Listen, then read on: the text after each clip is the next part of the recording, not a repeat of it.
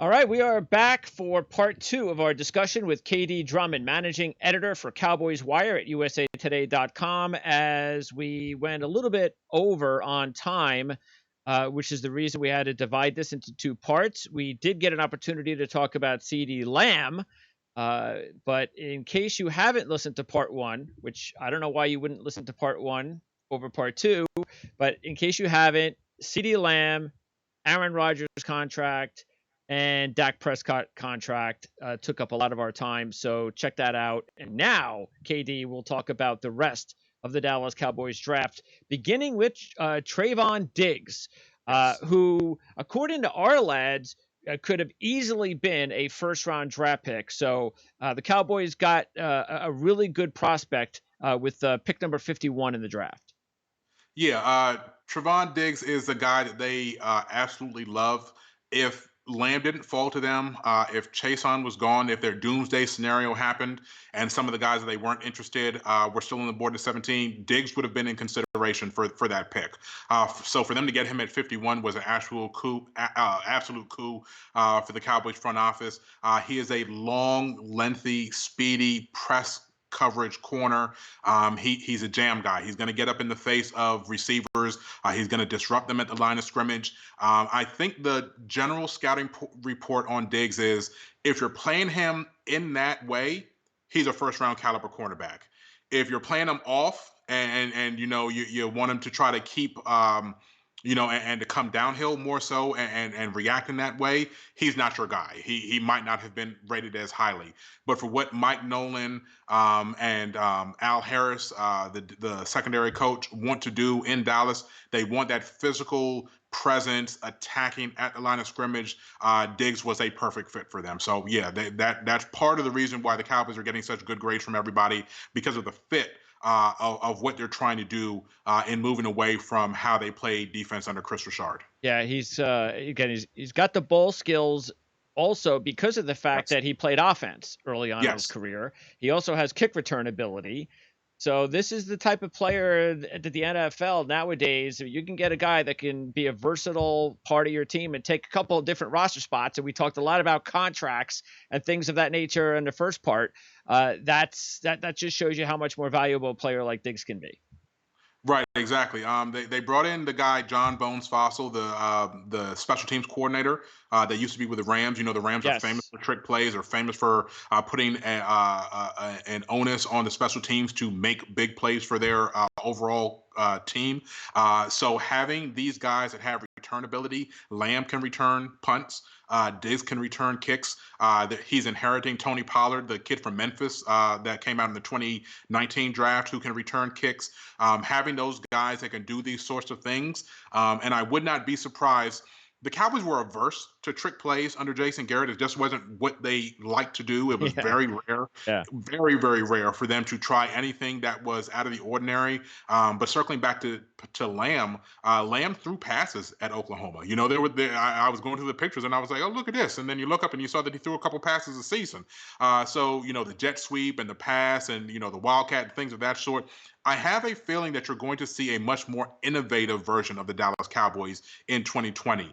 And having these guys that can play multiple roles and have return ability, Diggs could even, you know, surprise and come in an offensive play because, as you said, he was a two-way player when he was recruited to Alabama. So these sorts of things I think are very very hopeful for the excitement level of the Dallas Cowboys team in 2020. And they need it. I'm sure the fans have been waiting a long time to hear an analyst like you say something like that. Get their team excited. I believe so. About creativity. Neville Gallimore was the team's third round pick. Could have easily been a second round pick.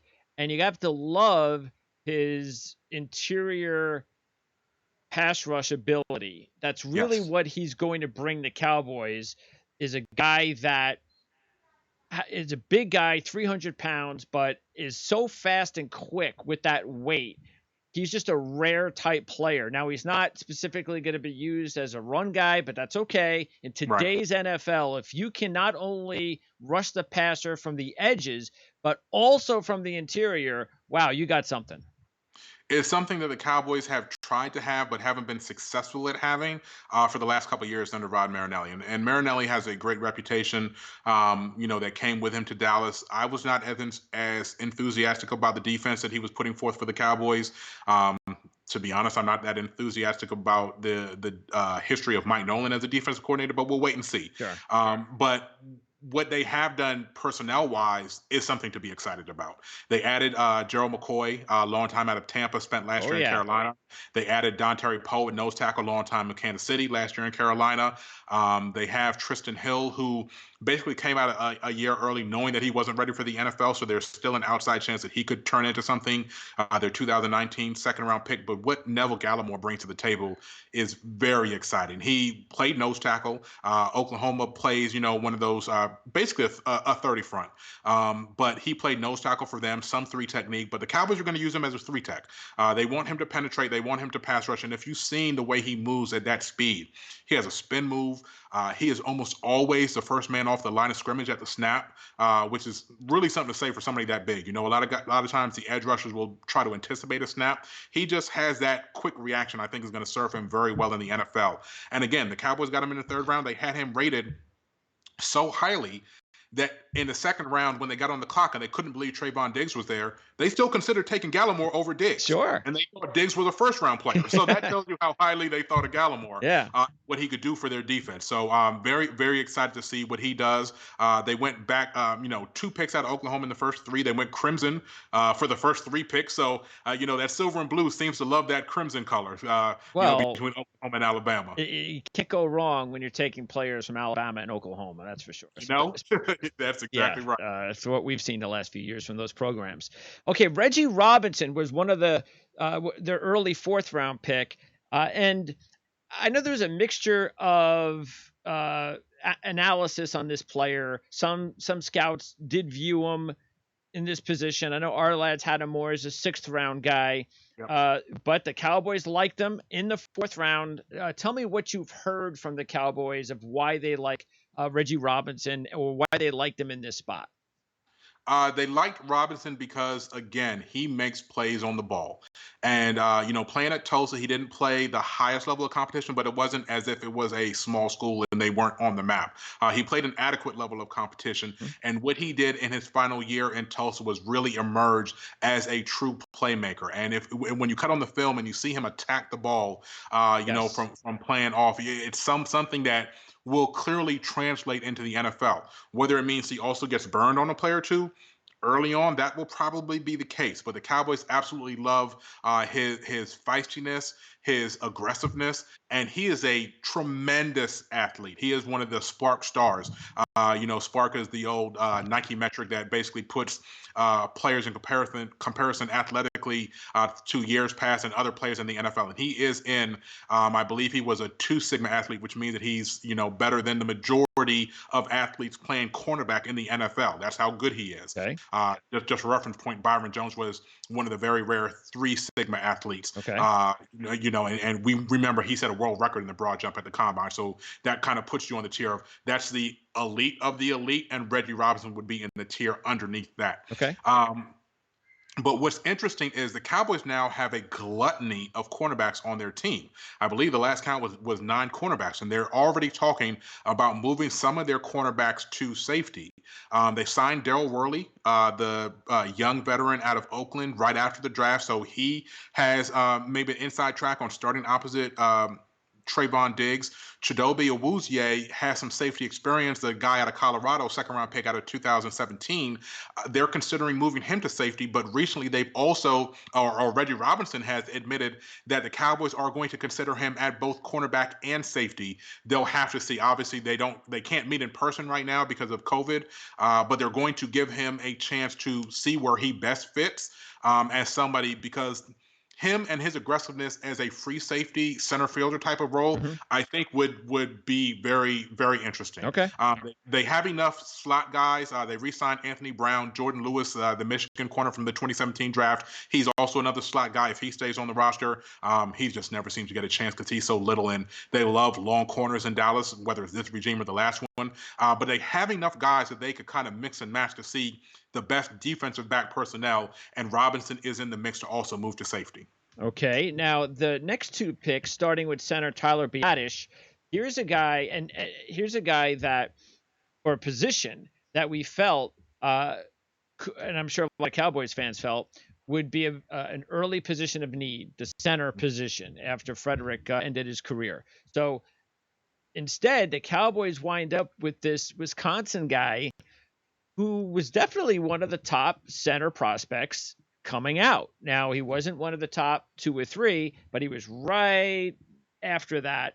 And when you're talking about Wisconsin offensive linemen, I mean, these guys, they work it, because you went from one Wisconsin center to another, which is of course a very interesting sub story. I'm sure you probably have referenced already.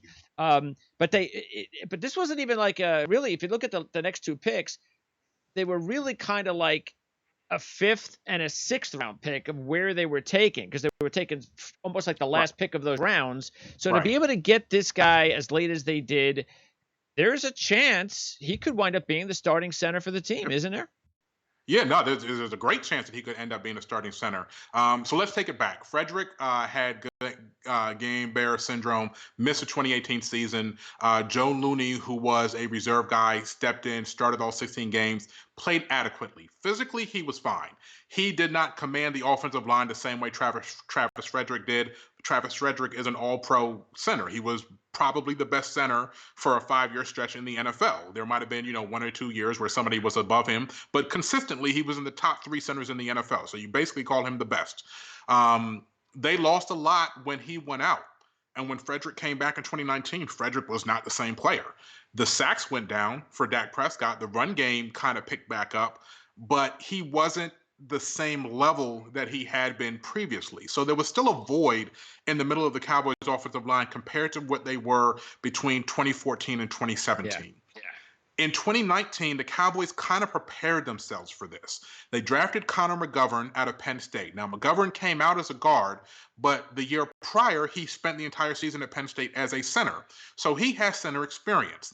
If the Cowboys didn't grab a center in this draft, Mcgovern was most likely going to be the guy that they look to compete with Looney. Okay. They also have Adam Redmond, who is a down-the-line guy that they're going to give an opportunity to get some snaps. But it was mostly going to be between Mcgovern and Looney. Adding Biadasz gives them the possibility that if he can play up to what his pre-draft talk was entering 2019. Remember, he had the injury that he played through in 2018. In 2019, he did the same. He had a couple surgeries. His medicals were a little bit iffy when it came to the combine. And that's really the reason why he dropped down to, as you said, basically the 5th round. But before that, mock drafts had him as a first-round talent. They had him going, in the 20s and the 30s, entering the 2019 season. So if he's fully healthy, which he claims to be, the Cowboys might have found a steal. It's possible. So now what that does is it trickles down.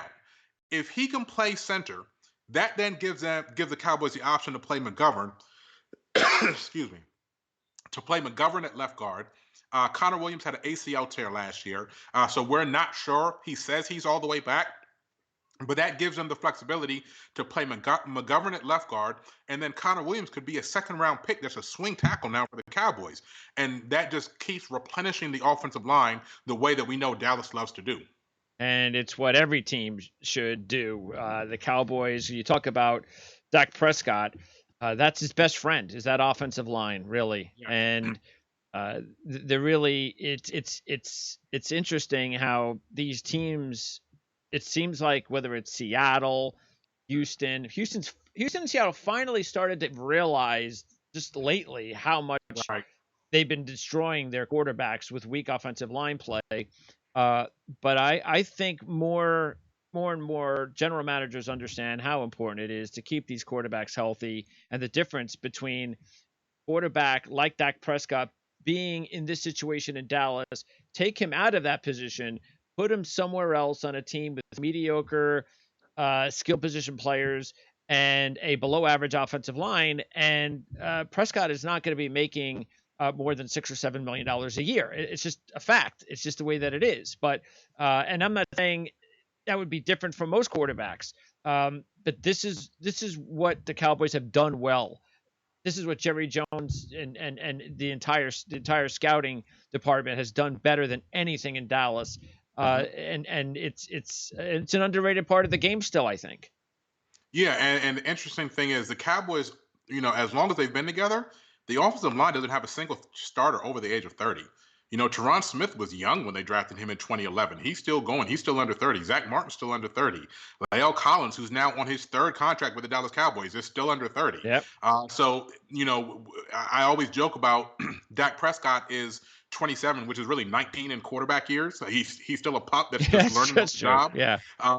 Offensive lineman, if you're under 30, you're 23, because you can play until you're 35 and still be at the top of your game and still present a formidable matchup for the defensive line. So the Cowboys have done a great job, not just finding those guys. Before Teron Smith, it was decades since they had drafted an offensive lineman in the first round. And then 2 years later, they took Frederick, and the next year they took Martin. And that really signified for them a changing of the guard, a changing of philosophy, and getting them to where they needed to go. They did it to protect Tony Romo because he was just battered and bruised. You talk about Houston and Seattle. And what they did to Tony Romo was egregious. Doug Free was their best offensive lineman for a long time. That's criminal. Yeah. I mean, no offense to Doug Free. He was a tremendous number 5 offensive lineman, but as a top guy, you're not doing your quarterback any justice. And it shortened Tony Romo's career. Tony Romo should probably still be playing if he didn't get battered and beaten so often. So, they learned their lesson, and they're going to protect Prescott. They've put him in a tremendous position. They got him a strong running back. A lot of people are anti-drafting running backs ever. They're anti, running backs that aren't pass catchers first. I understand the analytics portion of the argument, but for what the Cowboys have done to protect Prescott and put him in the best position to succeed, you have to take your cap off to them. Oh, yeah, and like you said, not only did they build up one of the best offensive line in football over the last several years, but by going after that top-tier running back, you get the best of both worlds, and then they trade for a number 1 receiver and all the way down the line. So they've done a really good job of supplying Dak Prescott with the type of talent that he needs to be a successful quarterback. The late 5th round pick, which was almost like a 6th round pick, Bradley and I. How could you not fall in love with him watching the Senior Bowl? I mean, matter of fact, I think one of the guys he terrorized was the Texas Tech lineman that you guys signed that we'll get to in a little bit. So I'm sure when they go to practice, it may not be a friendly practice with the two of them, but Bradley and I was just a beast for Utah. They had one of the top defenses in the country the last couple of years. He was a big part of that. I guess the way Arlads looks at this guy, and you tell me how the Cowboys look at him, but Arlads kind of looks at him being more of a situational pass rush specialist guy, a guy that's going to be called upon to come out in pass rush situations more than anything. But there are a lot of reasons why he lasted as long as he did. But when you take a look at the reasons of what makes him a really good player, things like being competitive, just a nonstop motor. Again, having the pass rush skills that every team covets. I think this is a great pick. I think this is one of the better 5th, 6th round picks in the draft. Yeah, a lot of people feel that way. A lot of people will agree with you when it comes to a Nye. He's a guy that has just immaculate production. I mean, he produces, and you can't say anything better about a player other than when he's on the field, he makes the plays that he's supposed to make, and he makes a couple plays that you don't expect him to. And if he's not in position, he goes for the strip. Exactly. Yes, exactly. So he's a guy that's going to create turnovers for you. He's a guy that's going to be fundamentally sound. His issue is he's not very athletic. And that was a knock on him. That's why he fell to where he fell, because speed is power in the NFL. Yep. Speed to power conversion is a primary goal for people when they're looking for the edge rushers. And he's not very athletic. He didn't test very well. And the question is whether he's enough of an athlete to convert what he did on the collegiate level to the NFL. Mm-hmm. And it'll remain to be seen. There's been guys that have been productive in college that weren't good enough athletes that couldn't do it in the NFL. And when you're a situational guy, are you going to get that chance when most defensive coordinators prefer the super speedy athletic guy to come in and bend around the corner like Gumby? Sure. He has decent bend. Don't get me wrong. He has decent bend, but he's just not the quick guy that a lot of people like for their third down pass rushers. So that's going to be the hurdle that he faces. I could easily see him being a guy that's rotational on early downs. Where he's the guy that comes in on early downs, and then they replace him with a speed guy, or they move him inside in certain packages. Okay. While they bring a speed guy off of the edge. He's going to have a role. The Cowboys are going to give him the opportunity to earn that role. Their depth chart, again, remember, they lost Robert Quinn. They have Randy Gregory, who they expect to be reinstated. He didn't play all of last year. He had 6 sacks in 2018 after spending a year and a half or 2 years out of the league. They signed Aldon Smith. I mean, if you get anything out of a guy that's been out of the league for 4 years, I mean, if you get anything out of him, you're hopeful. And he checked in at like 295 pounds. So I'm thinking that they're going to put him at 3-tech, and just have a quick twitch guy as a 3-tech rotational guy as opposed to being a defensive end. But there's a lot to be said about what the Cowboys are trying to do. They're throwing bodies at the position opposite to Marcus Lawrence. So Anai has a different skill set than anybody else on the roster. So that means that he has a chance to stick if they find the look. Anybody can say what they can say, the scouts, about what he's not good at and his size, his speed. But all he has to do, starting with camp, is make plays. Yep. That's all he's got to do. Make plays. And everything else will take care of itself. Yep. He'll find a way, and I think he's going to. He's just again, that's why I was saying before, if you don't have, it's like it says in the guide here, okay, if he doesn't have the athletic ability and so forth, but you make hustle plays, you're aggressive, you're ball aware, you play with an attitude, you bring swagger, all those things, including production and sacks. I'm sorry, but you're going to find a way to make a team, and you're going to find a way to get important snaps as well. And have you heard this guy's like a cliff diver, or like he swims with sharks, he pets sharks? Oh, that wouldn't surprise me. Like, I mean, he's that guy, Sure, yeah. If you talk about a tough guy that's really, and he called himself, he did an interview with Jory Epstein of USA Today, which is a brilliant read. You can actually find it on the Cowboys Wire today. But he talked about himself. He said, I'm not the hoorah type. I'm not the loud guy. I listen to Beethoven before I start to, when I'm warming up for the game, but I'm an assassin. And how do you not love that guy? Absolutely. So yeah, I think he's going to be able to make a name for himself. I'm sure he'll be a fan favorite right away. Okay, Ben DiNucci, 7th-round pick, quarterback from James Madison. And the next 2 players actually we're going to talk about were from James Madison, the 7th-round draft pick, and then the top player that the Cowboys signed, a free agent by the name of Rondell Carter. Yes. So give us a little bit of perspective on both James Madison players. Yeah, shout out to the Dukes, Virginia school. They actually made the FCS championship. Yep. They lost to powerhouse North Dakota State. Who doesn't lose to North Dakota State? Exactly, right. FCS championship. Yeah. They've won like 17 championships in the last 5 years. It's, right. It's an amazing program that they have. But Ben DiNucci, the quarterback, he's a transfer from Pittsburgh. He has history with Mike McCarthy. I believe McCarthy's brother was a high school coach of DiNucci or something along those lines. Okay. It was one of the prep leagues. I'm not sure if it was high school or, one of the, other type of all-star circuits or something of that sort. Okay. But they have a history. DiNucci is one of those guys that Cowboys fans are going to love him. Especially the contingent that doesn't like Dak Prescott. They are going to fall in love with DiNucci. He is reminiscent of Tony Romo. Okay. When you see him in the pocket, the way that he has composure in the pocket, his movement, the way he steps around, he's not necessarily the scrambler, but he just kind of has that moxie. And we weren't the only ones that saw it. Will McClay was on the Cowboys director of player personnel, de facto GM. They need to put some respect on that man's name. Jerry Jones will never give up the title of GM. Will McClay is a Cowboys GM. The Joneses get all the credit. McClay does all the work. By the way, a quick little story on Will McClay. Yeah, sure. Will McClay, I don't know if you're aware, I'm sure you've looked up and down his bio and stuff. You know that he coached in the Arena League. Yes, for the Desperados, yep. Yeah, well, he also coached for the Florida Bobcats. They were like a 1-year, 2-year team. So you might have just It might not have even been in there.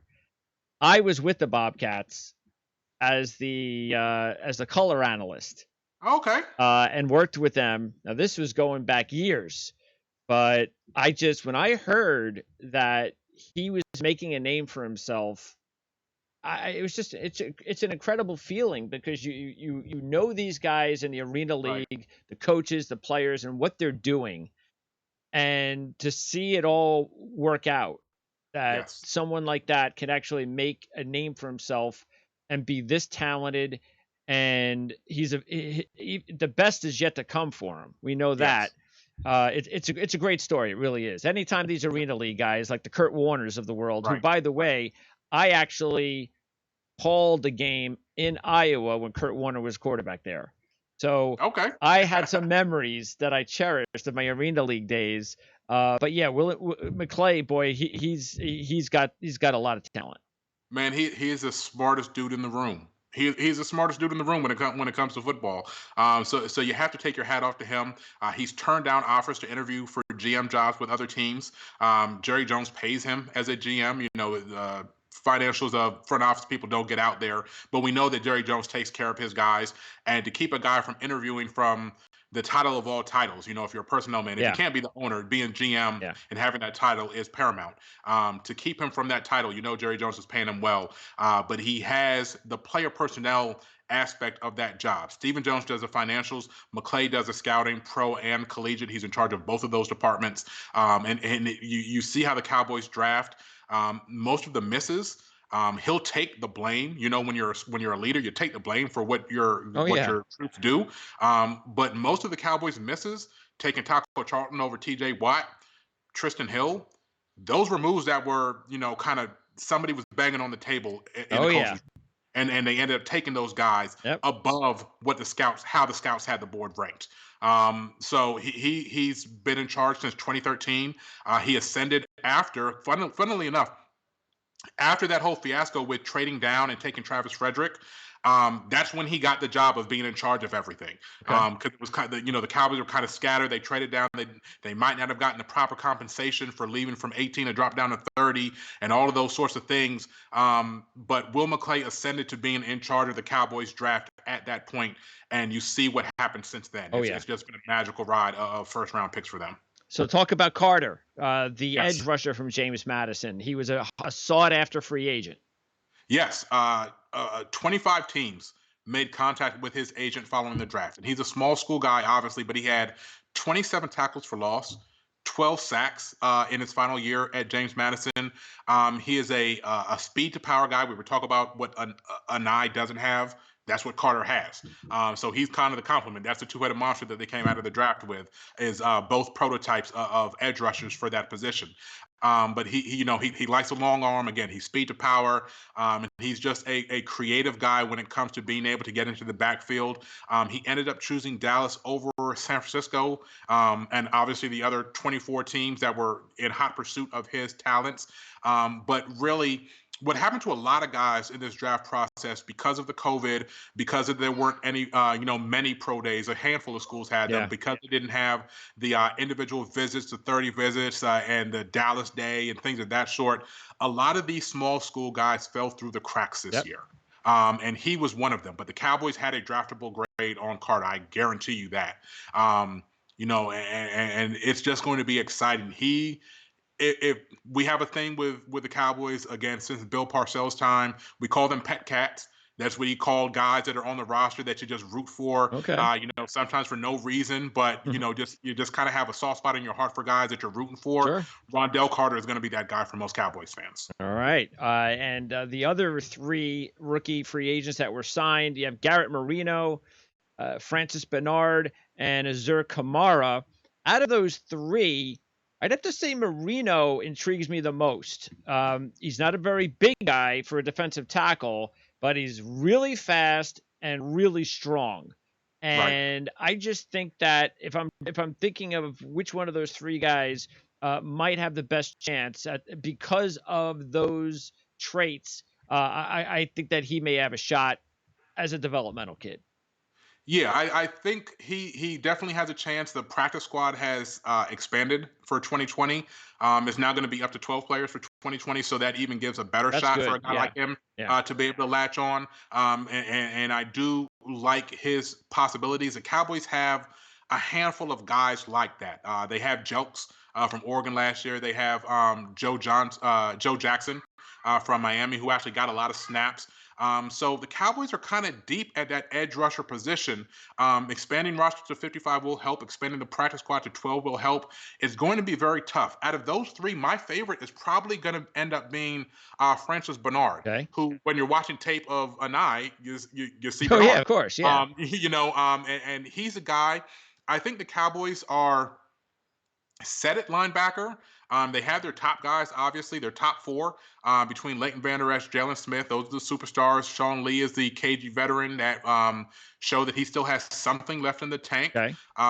Joe Thomas is one of the better backup linebackers in the league. I was actually stunned that he signed back with Dallas instead of signing someplace else to get more playing time. I guess he just loves being in Dallas.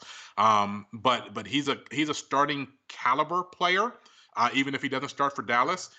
They have a guy, Luke Gifford, I believe Wyoming from 2019, that they're very intrigued by. But beyond that, there's a place on the roster for Francis Bernard to come in and wow them.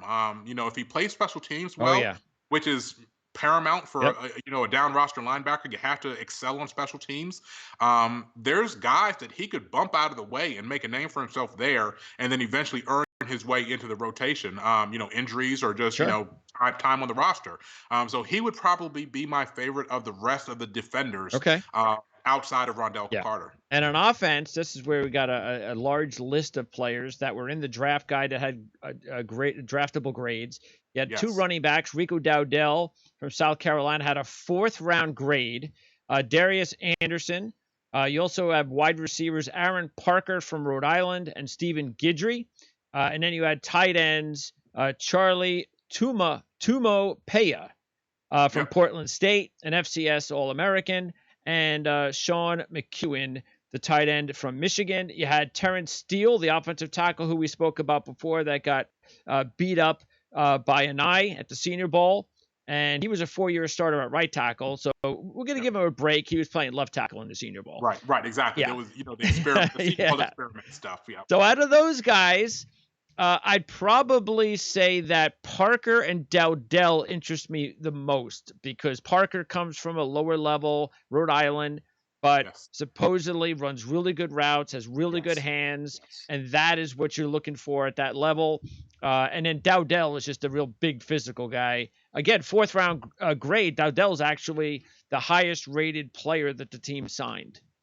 Yes. Dowdell is a guy who had major injury concerns at South Carolina. Yep. But when you put on the tape, that's the guy that can play. Right. And with running backs, draft pedigree means nothing.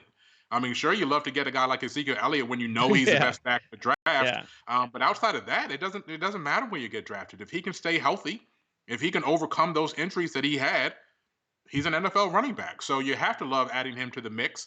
You have to love his chances of making it if he can stay healthy. He's going to make the roster. The Cowboys had Jordan Chun kind of in that third back role behind Elliott and Pollard last year. So you can easily see him making the roster, Sure. at least being the practice squad guy, that if anybody got nicked up, that they might add him to the game day roster. I agree completely with what you said about Parker. That route running, when you get to training camp, that's how you become a fan favorite. If you can get open in those training camp practices, that's how the buzz starts on you. And then everything gets determined by how you perform in the preseason game. And the Cowboys have a long history of having standout guys in training camp practices that everybody starts buzzing about. Yeah. But then when the lights come on, they can't perform. Yeah. And that's really what he's going to be competing against. The Cowboys don't have that deep of a wide receiver depth chart. Okay. They're front loaded. They didn't bring back Tavon Austin. They have Devin Smith, the former Ohio State guy, who had the serious knee injuries that kept him out of the league for a couple of years. He came back last year. They have Cedric Wilson, a Boise State product, who is a big slot guy. But they really don't have that sixth receiver outside of just the possibilities. And Noah Browns, the guys that came out of school too early and stuff like that. Yeah. there's going to be room on the roster for Aaron Parker if he can convert what I assume he's going to do in training camp and catch a couple eyes into game production. And then from there, it's, are you ready when they call your name if somebody gets injured? For my money, the crowd favorite is going to be Taumapea. Okay. I think Why I is that? pronounced it correctly. He is John Kuhn for Mike McCarthy. Okay. And anybody that's familiar with what the Packers did with John Kuhn and how they flexed him out, the H-back role, the fullback Yes. role, Okay. that's gonna be his role for the Cowboys. As soon as, and that's not my comparison. Justice Mosqueda was the one that came up with that comparison, and when you put on the film, you see it. He covers the Packers. So as soon as I announced that the Cowboys had signed him as an undrafted free agent, he was like, "That's it. That's gonna be Kuhn." And then you put on the tape, and you're like, I see what you're talking about. He is going to be that flexible guy that McCarthy is going to absolutely love. He's going to find things to do with him. And the Cowboys have for years. They traded for Jameez Olawale. They paid him. They gave him a second contract. They never use him. Jason Garrett loved to have a fullback and never use him. They didn't use him as a lead blocker. They didn't use him as a pass catcher. Okay. They never ran the ball with him. That won't be the case with Mike McCarthy. So you can expect there to be a very stiff competition for snaps at that role. The Cowboys are obviously loaded. They're not going to have the fullback on the field a lot. Yeah, that's true too. They're going to be 3 wide receivers. They're going to have Blake Jarwin, who they signed for 4 years as tight end, and they're going to have Ezekiel Elliott. Tony Pollard is going to be in the mix. He can play running back. You can have 2 running backs back there with actual running backs and not a fullback or H-back. He can play in the slot. There's not going to be a lot of snaps for that role. But when that role comes in, he's going to be an afterthought for the defense. And I'm going to pronounce his name wrong. Taumapea is going to be the guy the defense forgets. He's going to need a nickname. Yeah, he Charlie T. That's what we're going to call him. Charlie T. Perfect. Charlie T is going to be the guy that the defense forgets, and he's going to be able to make big plays because he just kind of had that skill set, and the fans are going to absolutely love him. If Carter's going to be their pet cat on defense, then I think Charlie T is going to be the pet cat on offense. I think it's Taumapea. There you go. Taumapea. Yes. I think that's what it is, but look, who knows? This is the first time that I've said his name out loud, and I practiced it before we came on. Yeah, it's you know how it goes. I do. Yeah. Oh, by the way, Parker, who played in a spread offense at Rhode Island, had 81 receptions and over 1,200 yards receiving with 9 touchdowns last year. So, yep, a lot of production. I believe his cousin was at Isaiah Coulter, and he was actually drafted. I think they were cousins on the same team. Yeah. All right. Well, we had so much to talk about, KD, that we had to break this up into 2 different reports, and that's a good thing. So you did a great job of being on here for the first time. I look forward to talking to you. Dallas Cowboys, such a big name in the industry, and it's going to be a lot of fun being able to check in with you from time to time and what's happening with the Cowboys for the 2020 season. So thanks a lot for doing this, and we look forward to doing it again. Yeah, man, it's been my pleasure. We definitely have a lot to talk about. We'll always have a lot to talk about when it comes to the Cowboys, as we said. So let's see what that comes up as they look forward to figuring out a way to play football in 2020.